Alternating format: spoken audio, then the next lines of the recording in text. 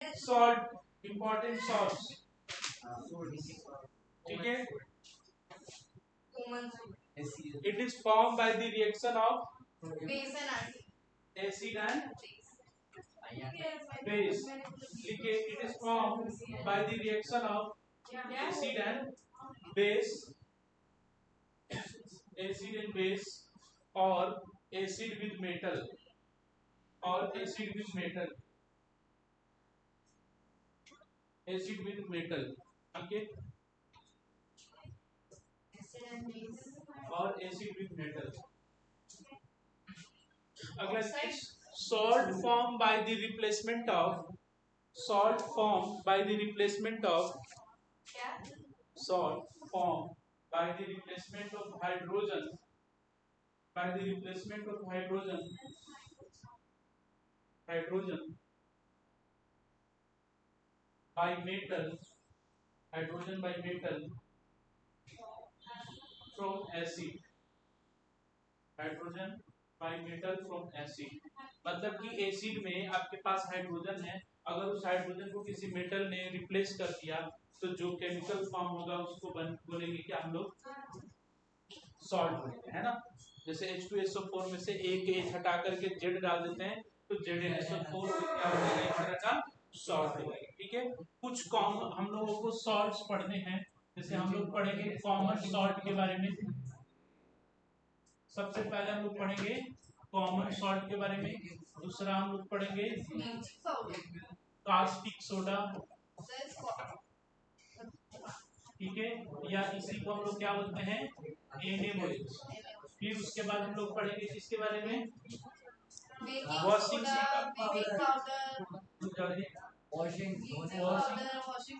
Washing soda,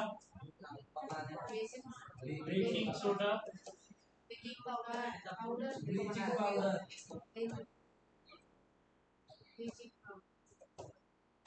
bleaching powder, और फिर POP, ठीक है। हाँ, इतने ही हम लोगों को इम्पोर्टेंट सॉल्ट्स हैं जो हम लोगों को पढ़ने हैं, ठीक है। तो सबसे पहले लिख दीजिए कॉमन सॉल्ट। हाँ हाँ, तभी तो पता लगेगा कितने सॉल्ट पढ़ने हैं। कॉमन सॉल्ट, इसका कमर्शियल नेम क्या हो जाएगा, chemical name, sorry chemical name, chemical name क्या हो जाएगा बच्चों, सोडियम क्लोराइड, और इसका केमिकल फॉर्मूला क्या हो जाएगा,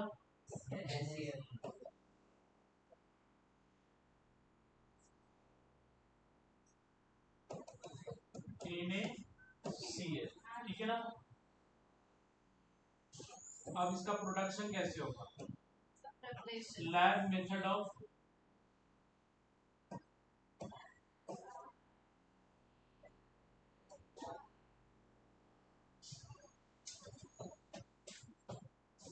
लैब मेथड ऑफ प्रिपरेशन। हालांकि लैब मेथड वाला ज्यादा यूज होता नहीं है, तो वो स्मॉल स्केल बहुत ही कम ना, उतना कहाँ हम लोग बना पाएंगे, वो खाने के लिए यूज होता है, इंडस्ट्रियल प्रोसेस वो बिल्कुल। तो लिखेंगे when sodium hydroxide,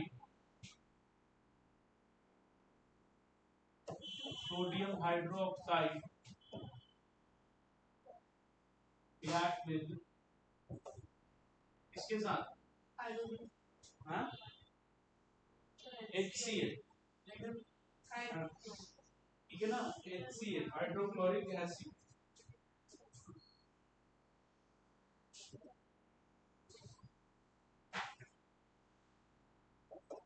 एसिड, ठीक है, टू फॉर्म NaCl और व्हाटएवर जो, ठीक है,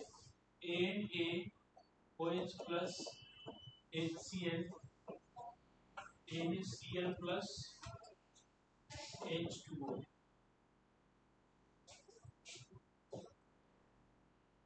base, acid, common salt,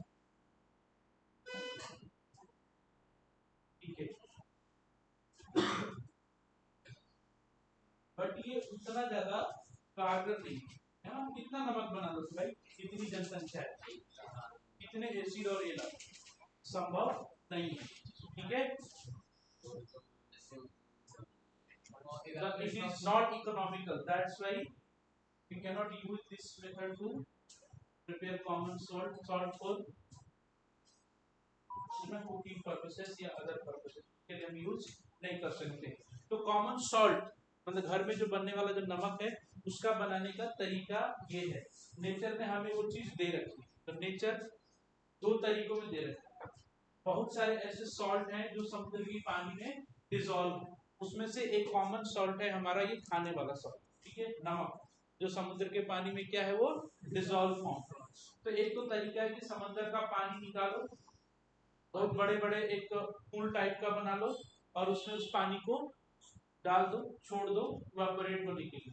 sunlight के प्रेजेंस में वो पानी क्या हो जाएगा, इवेपोरेट हो जाएगा और नीचे क्या बच जाएगा, सॉल्ट बच जाएगा। वो सॉल्ट अभी खाने योग्य नहीं होता है, उसमें बहुत सारी इम्प्योरिटीज होती है, राइट। तो उसको फिर आगे ले जाकर के इंडस्ट्रियल प्रोसेस से फिल्टर किया जाता है, आयोडीन मिलाया जाता है, लेबलिंग की जाती है, पैकेजिंग की जाती है और फिर इंडस्ट्री में उतार दिया जाता है। एक तरीका तो हो गया। दूसरा एक होता है रॉक सॉल्ट से। हजारों साल पहले, जैसे मान के चलो ये समुद्र है, ठीक है, ये पानी से भरा हुआ है और किसी वजह से ये समंदर का पानी पूरा सूख गया, तो इसमें का नमक क्या होगा, यही पे बच जाएगा ना। और ये नमक किस फॉर्म में रहेगा, रॉक के फॉर्म में रहेगा। किस फॉर्म में रहेगा वो, रॉक के, मतलब वो नमक का पहाड़ रहेगा। तो हमें दो कर, एक नमक का डिपोजिट भी है जिसको बोलते हैं हम लोग क्या, रॉक सॉल्ट। उसको क्या बोलते हैं हम लोग, रॉक सॉल्ट। तो सेंधा नमक होता है ना, देखो पत्थर की तरह होता है, अक्सर उसको ऐसे करके वो मूंगफली के साथ देते हैं खाने के लिए, है ना। उसकी थोड़ी टेस्ट भी क्या होती है, अलग होती है और थोड़ा डार्क कलर का भी होता है। तो वो एक नमक होता है जो रॉक सॉल्ट होता है। तो दो तरीके हैं, एक तो ओशन वाटर से, है ना, सी वाटर से, और दूसरा रॉक सॉल्ट से। तो दूसरा लिखिए,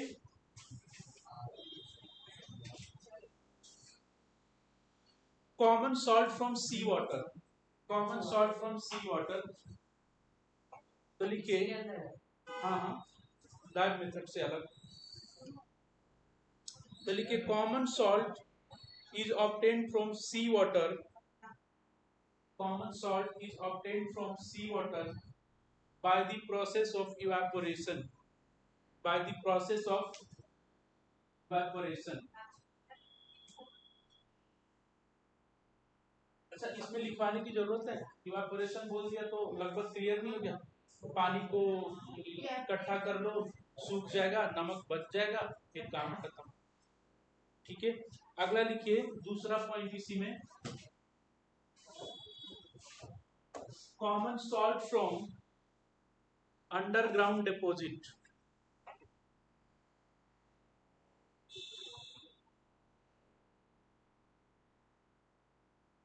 लिखिए, the large crystal of common salt found, large crystal of common salt found in underground deposit, underground deposits, large crystals of common salt found, common salt found in underground deposits, underground deposits are called rock salt, rock salt.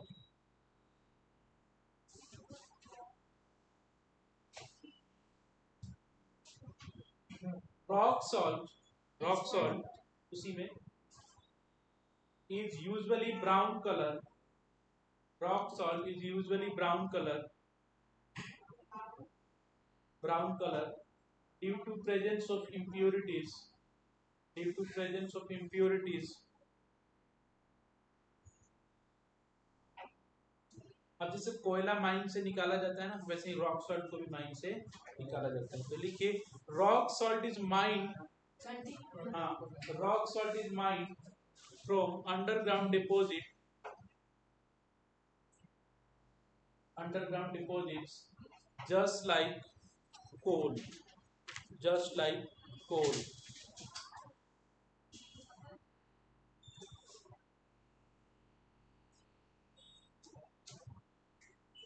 ठीक है ना?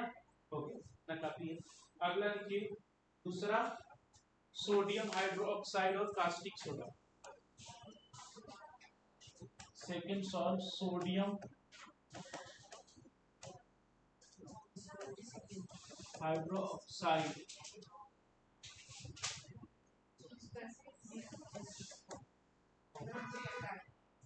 Caustic soda. ठीक है, तो इसका chemical formula क्या हो जाएगा?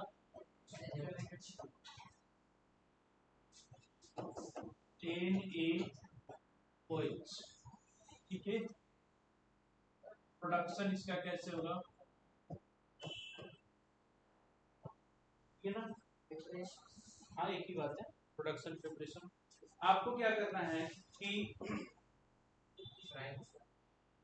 ब्राइन ले लें, तो इसको लिखेंगे यहाँ पे। लिखिए तो पहले लिख लेते हैं। It is obtained from the electrolysis of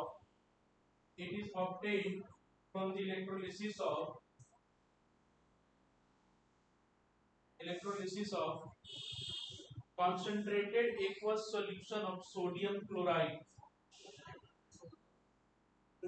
obtained from the concentrated aqueous solution of concentrated obtained from the it is obtained from the electrolysis of concentrated aqueous solution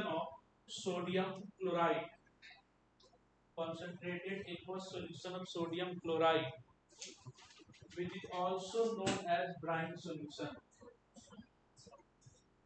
Sodium chloride, which is also known as brine solution. तो Bryan क्या होता है बच्चों? NaCl plus H2O, मतलब कि concentrated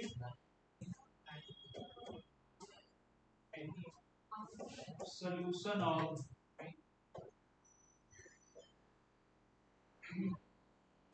sodium chloride. आपसे कोई पूछे कि ब्राइन क्या है, तो concentrated solution of sodium chloride को हम लोग क्या बोलते हैं? भाई कुछ नहीं, पानी में नमक मिला दो, इसको क्या बोलते हैं हम लोग? ब्राइन। गलती है, उसमें नींबू मत मिला तो क्या हो? जल्दी एक तरह का क्या है, उसमें आपने विनेगर मिला दिया, एक तरह से आपने नींबू मिला दिया था, है ना? तो ये क्या है आपका? अब इसी के इलेक्ट्रोलिसिस से हमें क्या मिलता है? NaOH मिलता है। हाँ, अब फिगर इसका बनाते समझते हैं। तो इसका हमें इलेक्ट्रोलिसिस कराना था। इलेक्ट्रोलिसिस का तरीका तो जानते ही हो आप लोग।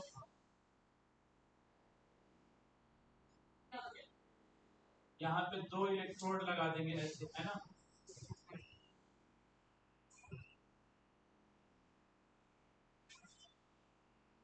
ठीक है, इन दोनों इलेक्ट्रोड को बैटरी से कनेक्ट कर देंगे हम। बैटरी से क्या कर देंगे? कनेक्ट कर देंगे। ठीक है, ये पॉजिटिव एंड हो गया, नेगेटिव तो ये नेगेटिव एंड हो गया। ठीक है जी, आप इसमें क्या डाल दो? ब्राइन सॉल्यूशन ऐसे डाल दो। यहाँ पे स्विच लगा दो, स्विच लगा दीजिए। जैसे ही आप स्विच क्लोज करोगे करंट पास करने लगेगा, ये आपके अंदर। ठीक है, आप ध्यान से देखें तो ये क्या है भाई? आपका एनोड है। ये क्या है? एनोड। ये क्या है? कैथोड। ठीक है ना? Anode and cathode. ठीक है, व्हेन स्विच इज ऑन, जब स्विच ऑन करेंगे तो इससे करंट पास करेगा। ठीक है, तो ये जो ब्राइन सॉल्यूशन है, अंदर का सॉल्यूशन क्या है? ये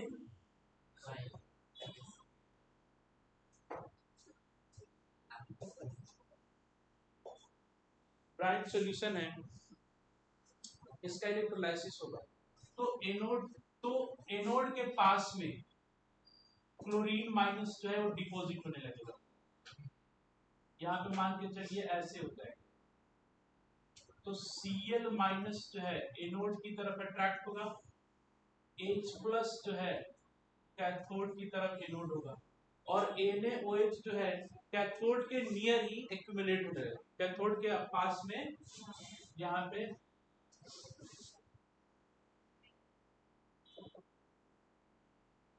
ये NaOH है। अब कैथोड के पास क्या आ जाएगा, एनोड के पास क्या आ जाएगा क्लोरीन, और कैथोड के पास क्या चला जाएगा हाइड्रोजन, और कैथोड के नियर ही क्या एक्यूमुलेट हो जाएगा सोडियम हाइड्रोक्साइड।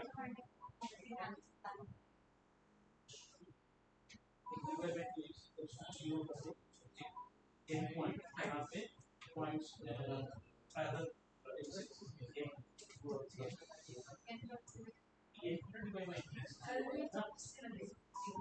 ठीक है। तो क्या लिखा आपने, बाय द इलेक्ट्रोलिसिस ऑफ, ये फिगर बना लीजिए।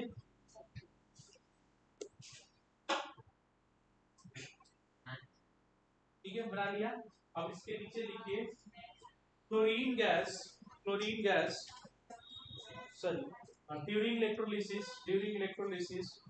chlorine gas is produced at anode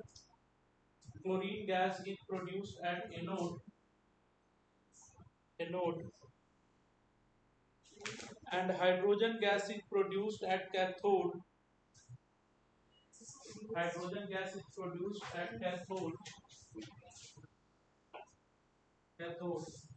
and sodium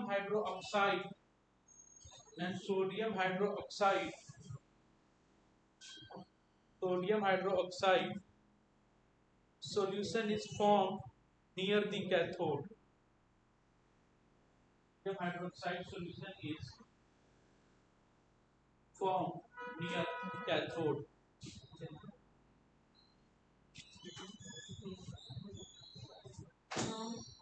Near the cathode. अब NaCl plus H2O इसको इलेक्ट्रोलिसिस करते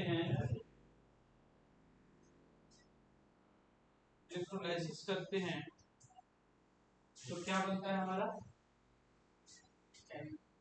Cl2 plus H2 plus Cl2 plus H2 plus NaOH.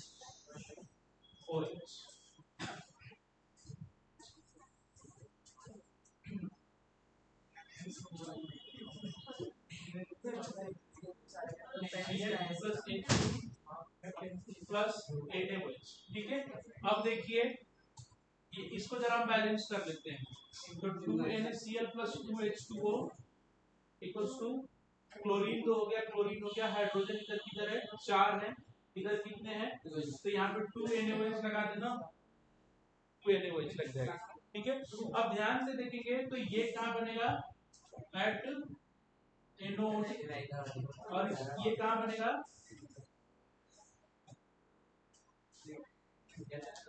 At cathode near cathode. अच्छा, एक और बात है कि इस प्रोसेस में ध्यान से आप देखिए, इस प्रोसेस में क्लोरीन भी बन रहा है और एक बेस भी बन रहा है NaOH। तो क्लोरीन से क्लोर और बेस को अल्कली भी बोलते हैं, क्लोर अल्कली प्रोसेस भी बोलते हैं। तो लिखेंगे in this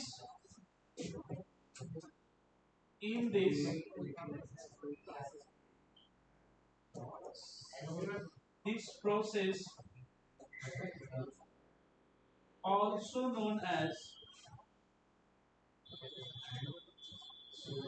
chloralkali process due to formation of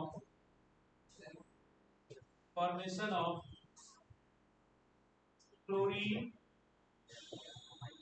and NaOH. That's why it is known as a chloralkali process. और यहाँ पे तीनों बने, तीनों का अपना बढ़िया बढ़िया यूज है.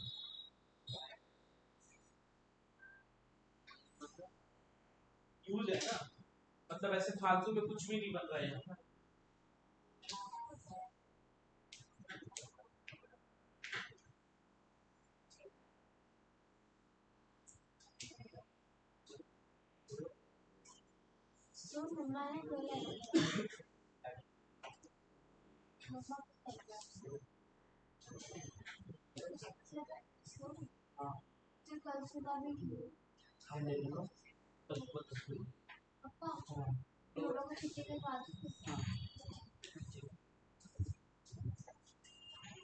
ठीक है बच्चों, तो इसी को बोलते हैं क्लोरल्कली प्रोसेस.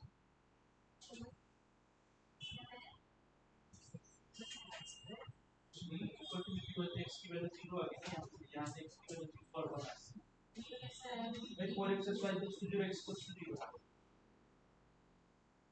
अब देखिए use of sodium hydroxide. Use of sodium hydroxide, use of NaOH. NaOH का यूज. तो पहला soap and liquid, it is used in soap and detergent. It is used in soap and detergent. Soap and detergent, comma artificial textile. Artificial textile rayon को बोलते हैं. Artificial textile bracket में लिखना rayon. Artificial textile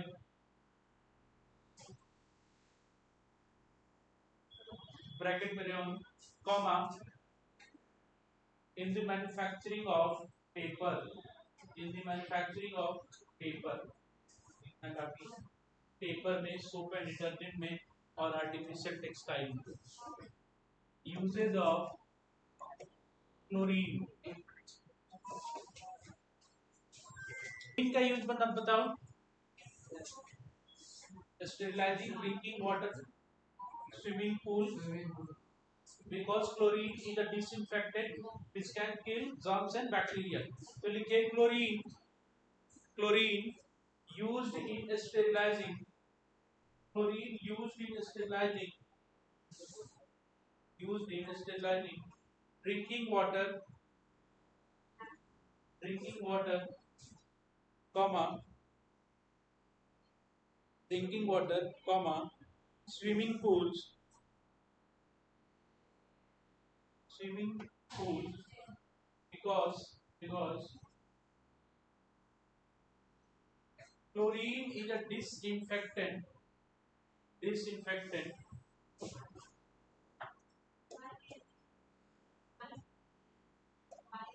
which can kill germs and bacteria. Disinfectant which can kill germs and bacteria. जो germs and bacteria को मार सकता है. Which can kill germs and bacteria. अगला लिख लीजिए. दूसरा, it is used in production of bleaching powder. Used in production of bleaching powder, comma hydrochloric acid. Bleaching powder, comma hydrochloric acid.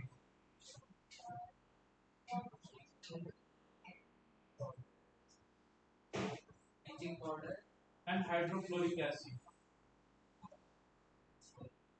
Usage of H2, hydrogen gas.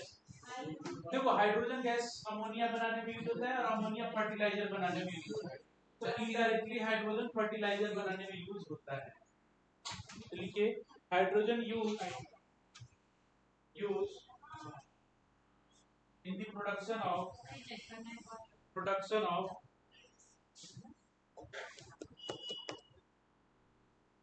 hydrochloric acid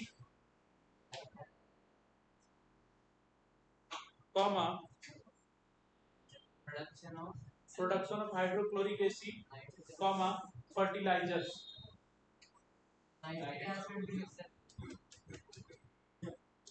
लिख सकते हैं, ठीक है, और फर्टिलाइजर्स फर्स्ट। दूसरा सबसे बढ़िया use कि हाइड्रोजन को एज ए फ्यूल यूज किया जाता है रॉकेट में। तो लिखिए hydrogen use as a fuel in rocket, hydrogen use as a fuel in rocket.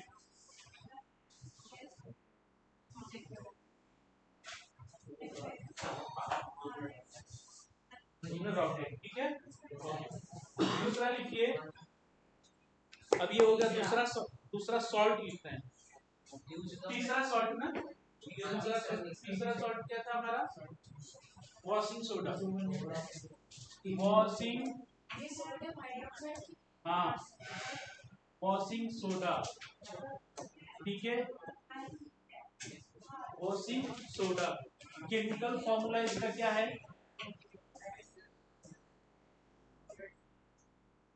Chemical formula Na2CO3 into 10H2O, Na2CO3 into 10H2O। इसको क्या बोलेंगे? सोडियम कार्बोनेट डेकाहाइड्रेट, ठीक है। 10 वाटर ऑफ क्रिस्टलाइजेशन है ना, इसको क्या बोलेंगे? इस तरह से, तो ठीक है, ये हो गया। इसका प्रिपरेशन देखिए कैसे होता है,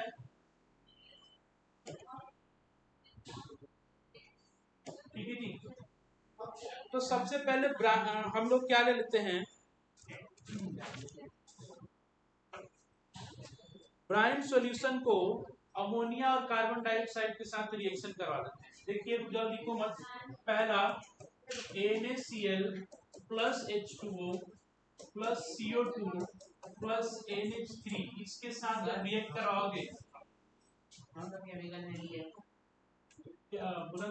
सोडियम कार्बोनेट डेकाहाइड्रेट, लिख लो भाई केमिकल नेम,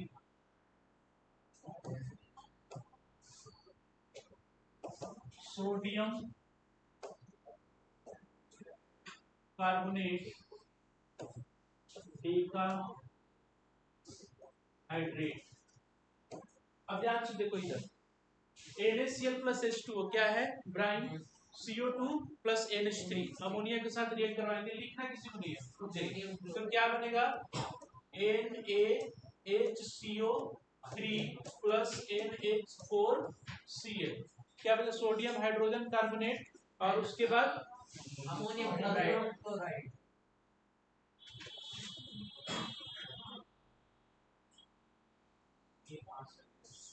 ठीक है, अमोनियम क्लोराइड, ठीक है। दूसरा ये है कि अब NaHCO3 को आप क्या कर दो? गर्म कर दो, ठीक है। NaHCO3 इसको आप हीट कर दोगे, तो क्या बनेगा?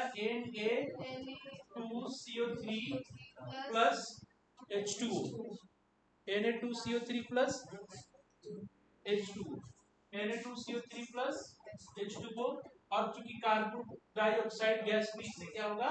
बाहर निकलेगा। तो गर्म करने के बाद ये जो चीज ऑब्टेन होता है, इसको क्या बोलते हैं हम लोग? सोडा एस, क्या बोलते हैं इसको? Soda S. अब इस तीसरे प्रोपोर्शन में soda S Na2, soda S को फिल्ट्रेशन के प्रोसेस के थ्रू बाहर निकालेंगे, उसको सुखाएंगे, सुखाने के बाद फिर उसको Na2CO3 प्लस 10H2O के साथ रिएक्ट कराएंगे, तो Na2CO3 10H2O रिक्रिस्टलाइजेशन इसको करेंगे, ठीक है जी। रिक्रिस्टलाइजेशन ना, recrystallisation.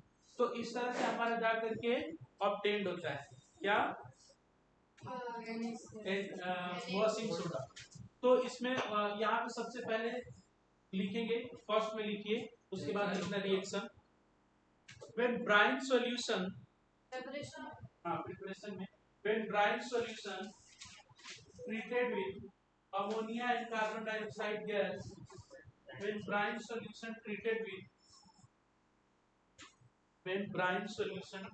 with ammonia and carbon dioxide gas to form sodium hydrogen carbonate and ammonium chloride, sodium hydrogen carbonate and ammonium chloride,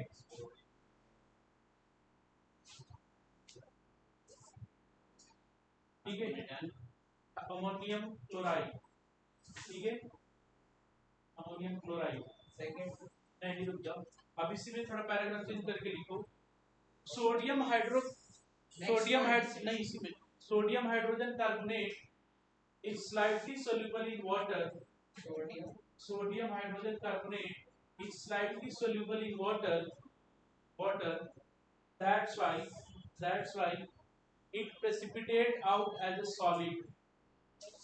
That's why it precipitate out as a solid. Slightly soluble in water. That's why it precipitate out as a solid. ठीक है, अब ये वाला reaction लिख लो, पहला वाला first वाला reaction लिख लो, precipitate out as a solid, first वाला रिएक्शन लिख लिया बच्चों? Yes sir. अब सेकंड पॉइंट लिखो, ऐसे सेकंड लिख करके उसमें बोल रहा हूं, देखिए sodium hydrogen carbonate, sodium hydrogen carbonate 7, sodium hydrogen carbonate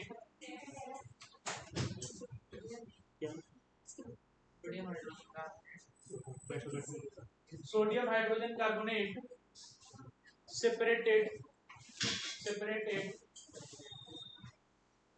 by filtration, separated by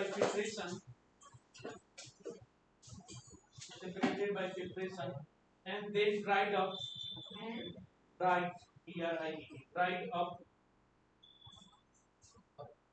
ठीक है, फुल स्टॉप, dried up के बाद फुल स्टॉप। अब आगे लिखिए, when sodium hydrogen carbonate heated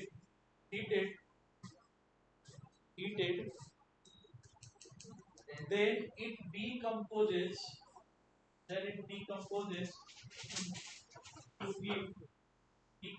to give dry sodium carbonate,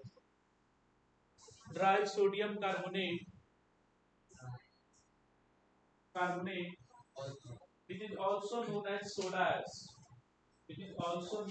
soda ash,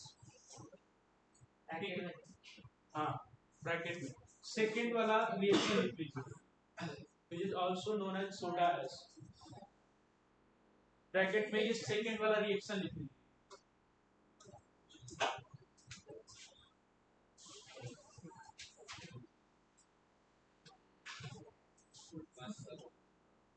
second वाला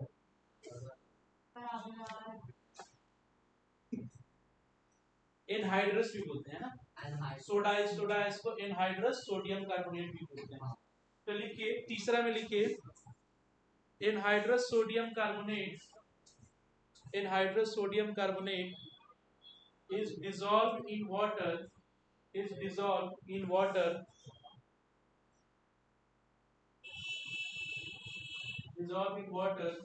and recrystalline to form washing soda.